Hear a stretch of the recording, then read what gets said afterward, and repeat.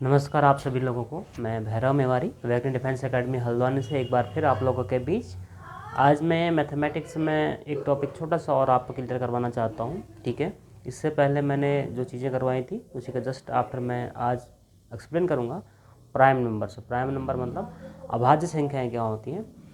अभाज्य संख्याएँ वे संख्याएँ होती हैं जिनके केवल दो गुणनखंड होते हैं। कितने गुणनखंड होते हैं? केवल दो गुणनखंड होते हैं।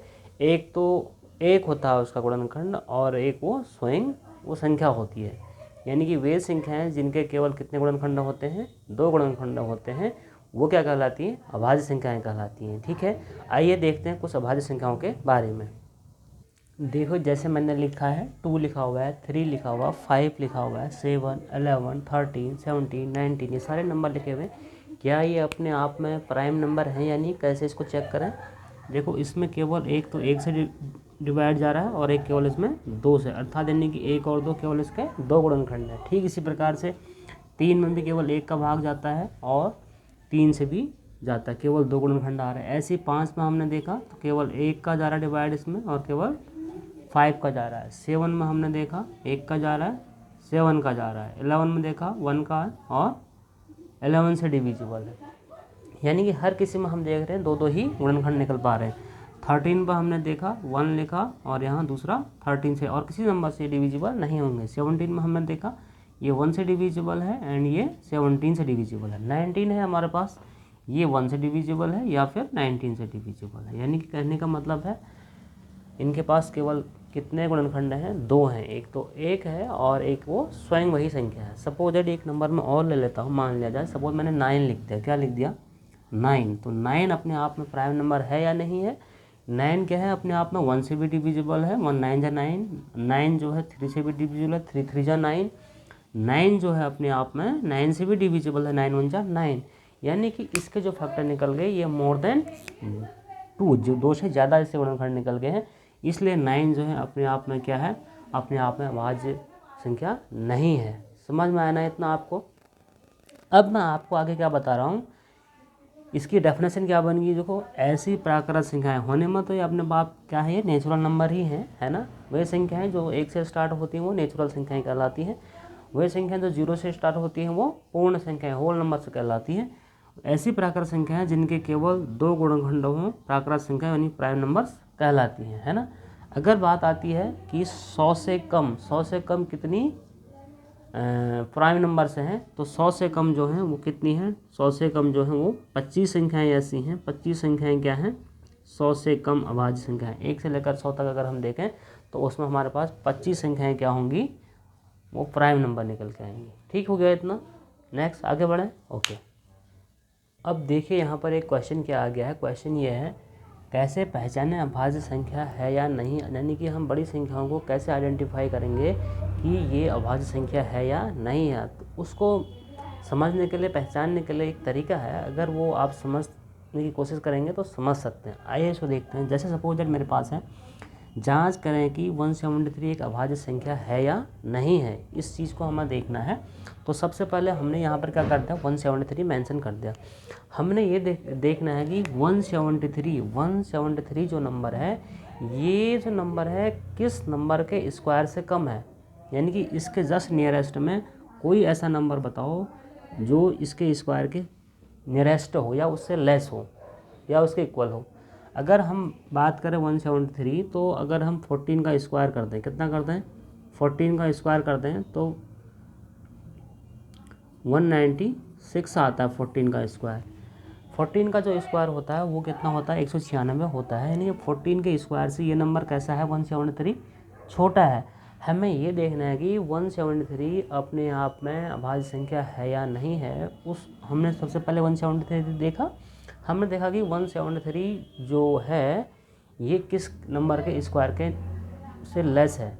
अगर 13 का देखते हैं तो 13 का स्क्वायर कितना होता है? वैसे 13 का स्क्वायर जो होता है 169 होता है, लेकिन इससे ये क्या है? ये छोटा है। यानी कि इस नंबर के या तो इक्वल होना चाहिए या इससे बड़ा होना चाहिए वो नंबर। तो 14 का स्क्वायर 196 है, ये क्या है? इससे बड़ा है और ये अपने आप में इसके स्क्वायर से छोटा है। अब हमें ये देखना है कि 14 के स्क्वायर से ये लेस है। तो मैंने यहाँ 14 लिखा, तो 14 से जो हमारे पास लेस नंबर है 14 से जो कम संख्याएं हैं उन कम संख्याओं में अभाज्य संख्याएं देख लें। जैसे हमारे पास 2 आ गया, एक 3 आ गया, एक 5 आ गया, एक 7 आ गया और एक आ गया मेरे पास 11 और एक आ गया मेरे पास 13 आ गया।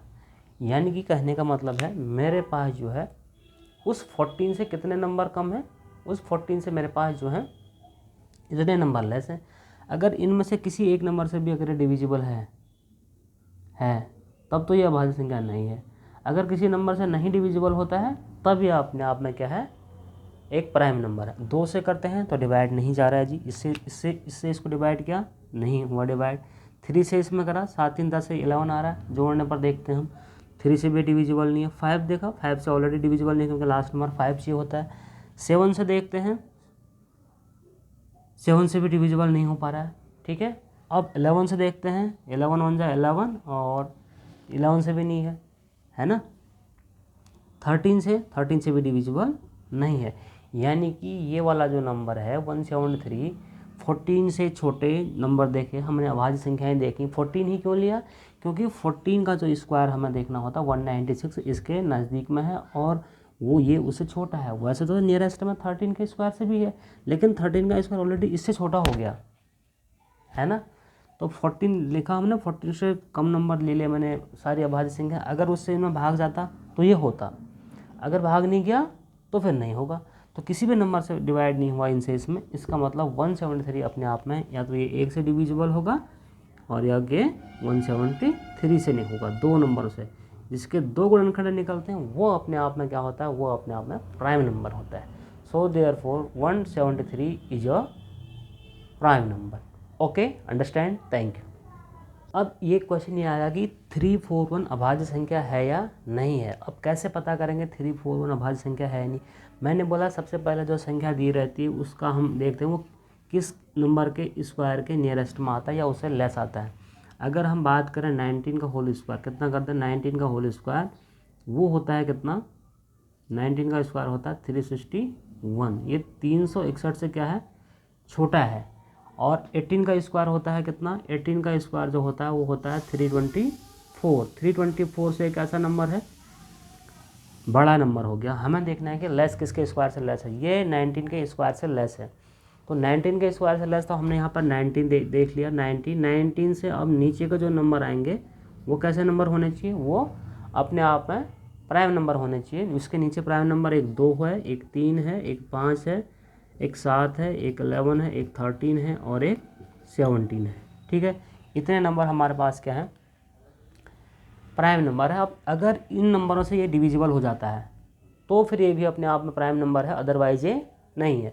2 से डिवाइड हमने करने की कोशिश की तो 2 से डिवाइड नहीं जाएगा क्योंकि यहाँ 1 आ गया। 3 से देखते हैं, 4 3 7 और एक 8, सबका सम 8 आ रहा है तो 3 से भी डिविजिबल नहीं है। 5 यहाँ लास्ट में 5 होना चाहिए, नहीं है। 7 से 7 को 28 और 61 नहीं हो रहा, 7 से भी। 11 से हो रहा होगा, 11 3 जा 33, 11 से हो गया। देखो ये क्या हो गया, 11 से क्या है, डिविजिबल है। 11 3 जा 33, 1 और 11, 11 1 जा 11। इसका मतलब यहीं पे पता चल गया कि 341 जो है अपने आप में एक भाज्य संख्या है, अभाज्य नहीं है। क्यों नहीं है, क्योंकि ये 11 से ऑलरेडी क्या है, डिविजिबल हो जा रहा है, हमने देखा। तो ये कैसी संख्या है, एक अभाज्य संख्या नहीं है। क्या है, अभाज्य संख्या नहीं है, नहीं अभाज्य संख्या है ना। तो 341 में हमारे पास इसके फैक्टर 2 से अधिक निकल गया है। समझ में आया ना कैसे हमने आइडेंटिफाई करना है। इस नंबर की जांच यहाँ पर देखते ही हो गया, ठीक। अब नेक्स्ट क्वेश्चन आया है 437 अभाज्य संख्या है या नहीं है। सबसे पहले देखेंगे 437 किसके स्क्वायर के नीचे आएगा। 20 का स्क्वायर होता है 400 से, है ना। 20 के बाद 21 का देखते हैं तो 21 का स्क्वायर जो होता है वो कितना होता है, 21 का होल स्क्वायर जो होता है वो होता है 441। कितना होता है, 441 होता है। 441 जब होगा तो ये 441 जो है 437 से छोटा ही नंबर है, तो हमको पता चल गया, सिंपल सी बात। अब हम करेंगे क्या, हम लिखेंगे 21 से कम संख्याएं 21 से छोटी हमें देखनी है। 21 से छोटी एक क्या है, सबसे छोटी अभाज्य संख्या क्या है, 19 भी है। 19 के बाद फिर उससे छोटी क्या है, 17 है। 17 से फिर छोटी क्या है, फिर 13 है ना। अब हमें क्या करना है, इन संख्याओं से अगर इसमें भाग पूरी बार चले गया तो फिर ये अभाज्य संख्या नहीं होगी, है ना। अब देखते हैं, पहले 19 से ही मैं चेक कर लेता हूँ। अगर 19 से इसमें भाग करता हूँ तो 19 दूना 38, 38 और 5, 8 5 13 और 5 57, 19 या 57। तो ये तो 19 से ऑलरेडी क्या हो जा रहा है, डिविजिबल हो जा रहा है। 19 से इसमें पूरी भाग चले जा रहा है। अतः 437 भी एक अभाज्य संख्या नहीं है। क्यों नहीं है, क्योंकि 19 से इसमें भाग जा रहा है ना। तो इस तरीके से कौन सी संख्या अभाज्य संख्या है, कौन संख्या नहीं है, ये हमें पता करना होता है, ठीक है। वो देखना होता है किस संख्या के वर्ग के नीचे आ रही है, उससे नीचे की अभाज्य संख्या हमें चेक करना, पता चल जाएगा, ठीक। क्वेश्चन आपके लिए है 811 811 एक अभाज्य संख्या है या नहीं है। कैसे पता करेंगे, सबसे पहले आप देखो कि 811 किसके स्क्वायर का नियरेस्ट हमारा। वैसे जनरल सी बात है, अगर 30 का स्क्वायर करते हो, 30 का स्क्वायर होता है 900, ठीक है। अगर 29 का स्क्वायर करते हो तो 29 का स्क्वायर कितना होता है, वो होता है 841 होता है। कितना होता है, 841। तो ये जो नंबर है अपने आप क्या है, 841 से छोटा है। 29 के स्क्वायर से नंबर छोटा होना चाहिए ना, छोटा ही है ऑलरेडी। तो आपको पता करना है 29 से छोटी जितनी भी अभाज्य संख्याएँ हैं, 29 से छोटी अभाज्य संख्याएँ, जैसे आपके पास क्या हो गया, 23 आ गया है। क्या आ गया, 23 से डिवाइड करके चेक करना है, 19 से डिवाइड करके चेक करना है, 17 से, 13 से, 11 से, है ना, 7 से, 5 से, 3 से चेक करना है। अगर किसी भी संख्या से इसमें डिवाइड चला जाता है तो ये अपने आप में क्या होगा, अभाज्य संख्या नहीं होगी। अगर नहीं जाता है तो नहीं होगा। तो ये आपको चेक करना है। आज की क्लास में इतना ही। Thank you, have a nice day.